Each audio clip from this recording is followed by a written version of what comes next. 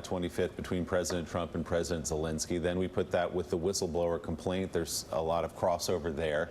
You put this together with text messages we see from American political appointees and diplomats talking about all this, and then add in yesterday the President of the United States standing on the South Lawn and saying, yes, I believe Ukraine should investigate the Bidens, and by the way, China should do the same. What does that story tell you? You know, what this tells me is that, you've got this sort of idea that Trump supporters have, that there's a Twitter Trump, and then there's this difference between Twitter Trump and American policy. And American policy is solid, even though, Trump can't put down the phone. This is Twitter Trump operationalized into American diplomacy. This is one part corruption, which is the requesting a foreign government without any real foundation to investigate a rival. And then the other part of this is one part fitness. This is asking a foreign government to cooperate in proving a conspiracy theory.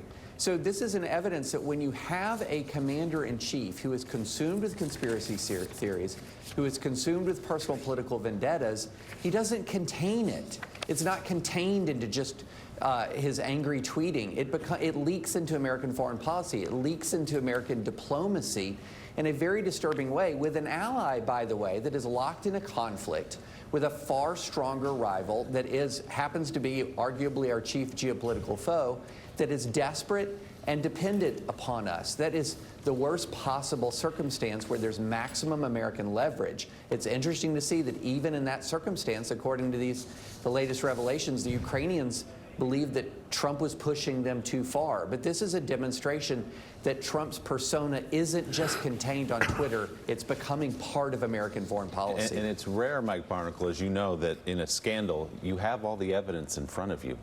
In other words, we have all these text messages now from the three committees in the House. We have a whistleblower complaint. The White House provided the summary that set all this in motion of the phone call. And now you have the President of the United States going out publicly, just flatly admitting to what he thinks should happen and what's been outlined in all these documents. Willie, you read the evidence, and it's last night's evidence. Yeah. We'll have more evidence later today. Sure. We had a ton more evidence yesterday before last night's evidence.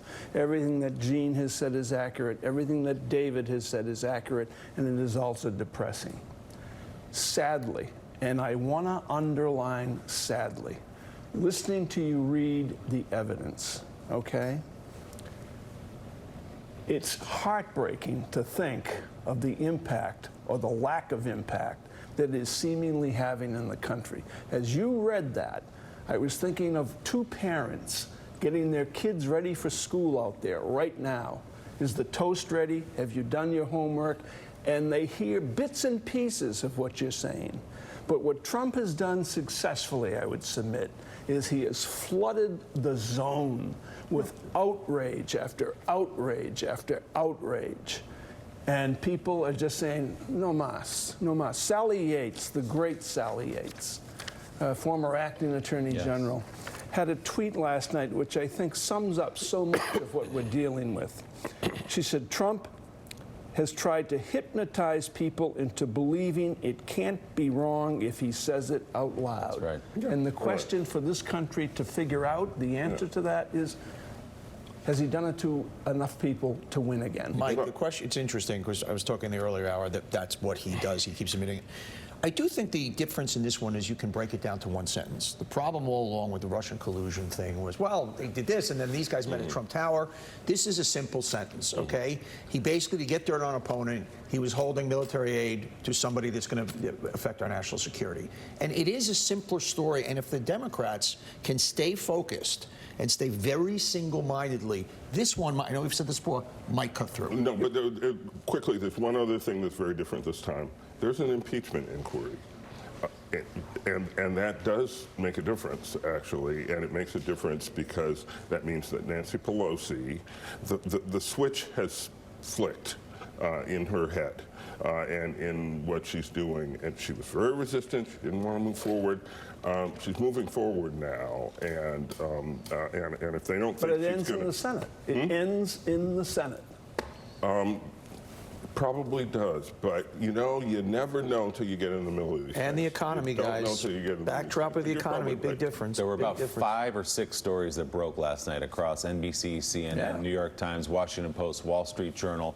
Let's go to one of those. The New York Times reports that in August, 2 of President Trump's top envoys to Ukraine drafted a statement for that country's new president, Zelensky, that would have committed Ukraine to pursuing investigations sought by Mr. Trump into his political rivals. Again, they just wrote it down. That's according to 3 sources and documents released last night.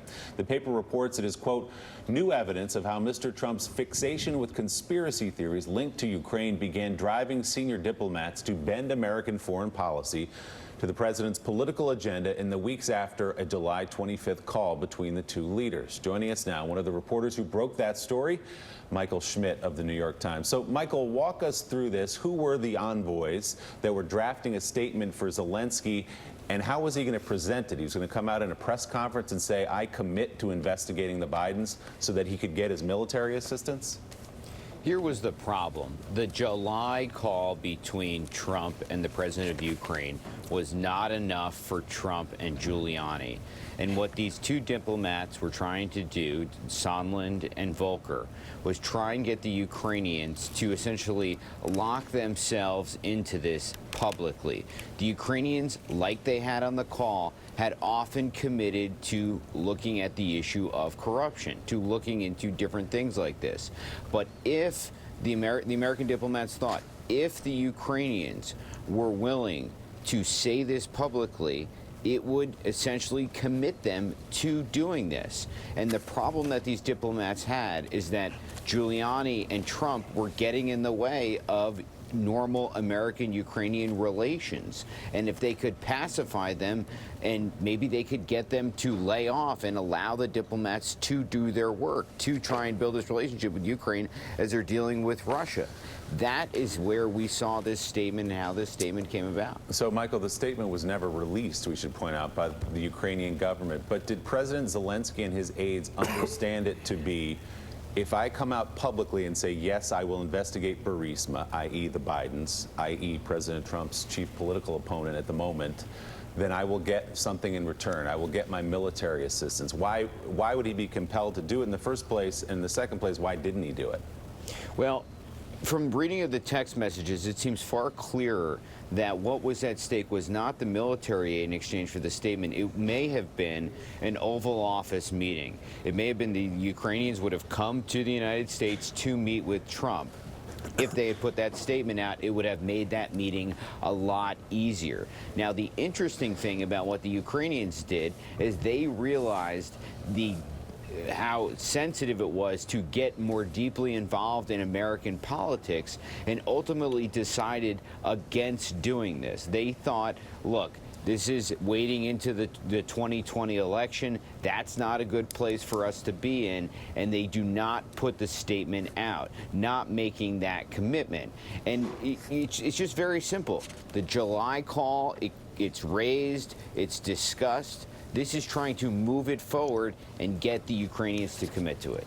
So, Michael, Rudy Giuliani's role in this, it's clearly pivotal to some extent.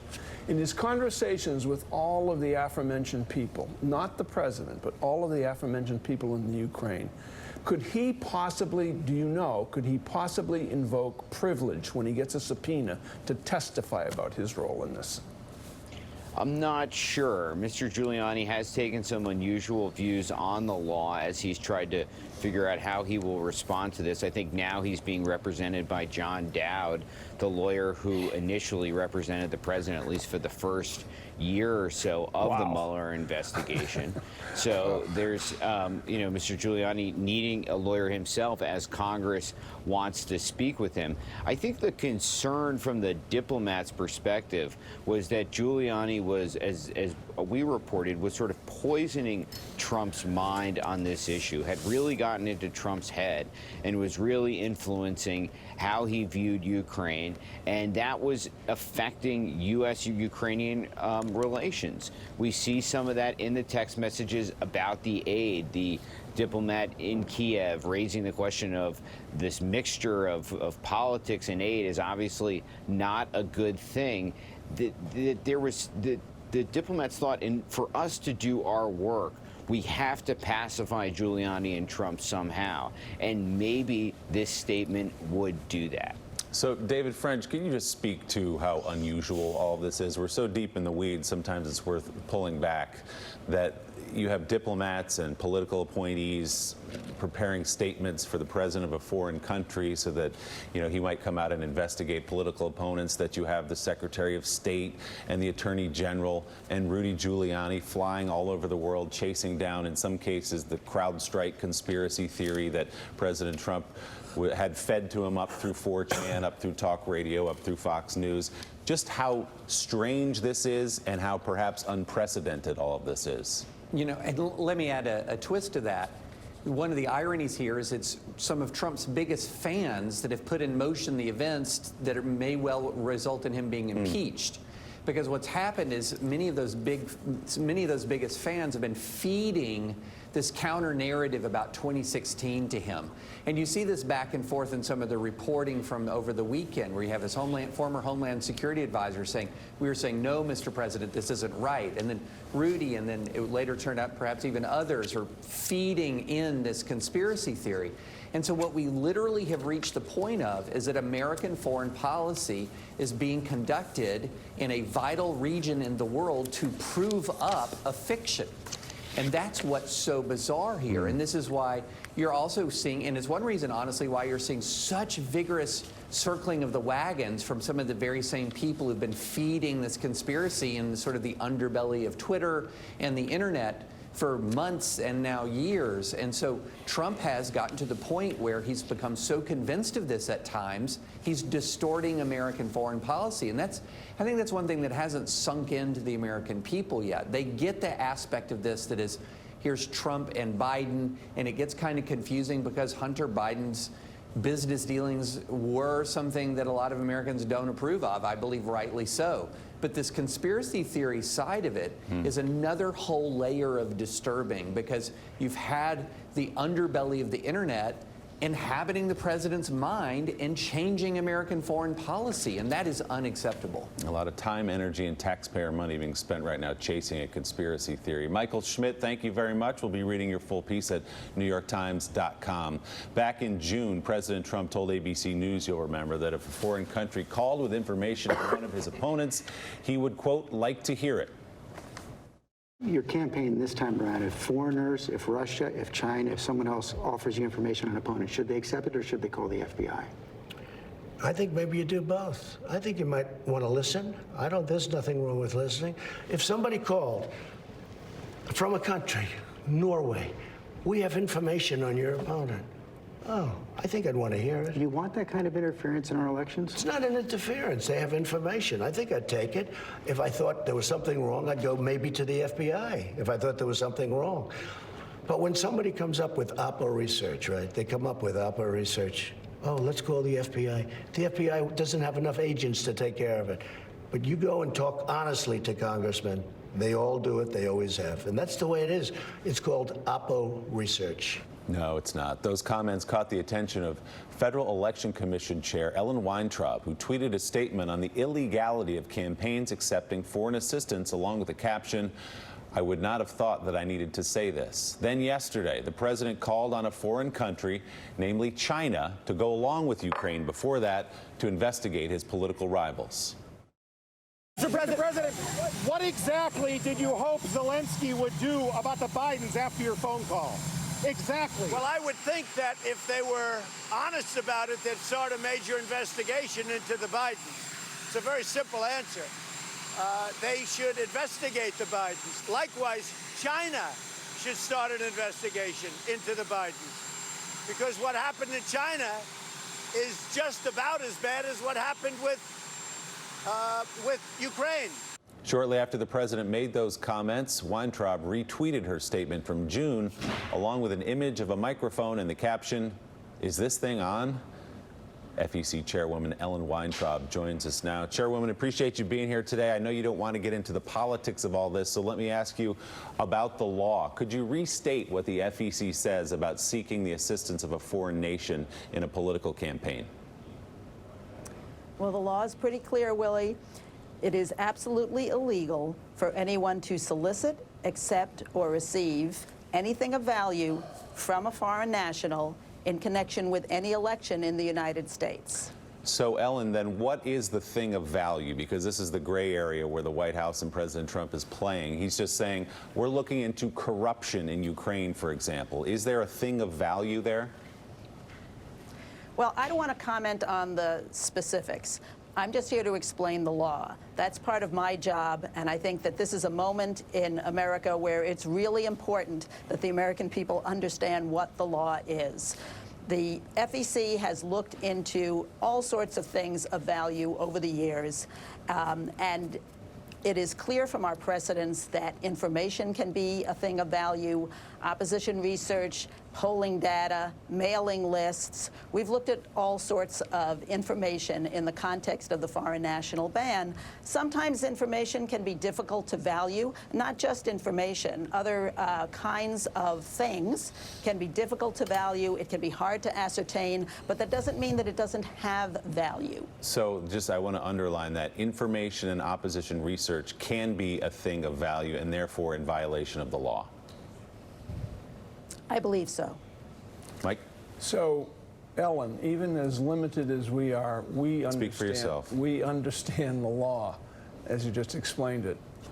What I want to know, I think what people want to know, is what is the penalty for what Donald Trump is doing? What's the penalty? Well, penalties vary. If the FEC were to consider a complaint, and again, I don't want to talk about the specifics of any particular fact pattern, but the FEC has civil enforcement authority over the Federal Election Campaign Act, which includes the foreign national ban. The Justice Department has criminal enforcement authority. When the FEC looks at a complaint, it often will assess a monetary penalty at the end of an investigation. And it's very hard to say at the beginning or in the abstract of what that penalty might be. We've assessed penalties from a few $100s to millions of dollars. If Donald Trump took $1 million from a foreign government, you'd say, okay, that's a pretty black and white thing of government of value. If you gave Donald Trump the choice, would you rather have $1 million for your campaign from the Ukraine or dirt that's going to bring down your #1 opponent? He would certainly choose the latter, which shows it even has more value than money. So I don't think anybody can question this value attached to it. FEC Chairwoman Ellen Weintraub, thank you as always for your perspective on all this. We appreciate it. Good to see you. Thank you. David French, before we let you go there in Nashville, you're one of the clearest, smartest thinkers out there, and just want to get your thoughts as we head into the weekend on a wild week about how people should be thinking about all we've had to digest over the last 4 or 5 days. You know, one of the key questions that was asked after the transcript was going to be, was this all there was? Has the sort of smoking gun been already produced, and is this the peak of the scandal? And I think that the revelations of the last 24 hours show that not only is it not, we are not done, but the President of the United States himself will just continue to come out and say entirely unacceptable things. So we're not at the beginning of the end of this, we're at the end of the beginning. David French, thank you as always. Good to see you. Still ahead on Morning Joe, we will go live to the White House for the latest reaction there to all of this breaking news. NBC's Kristen Welker joins us next on Morning Joe.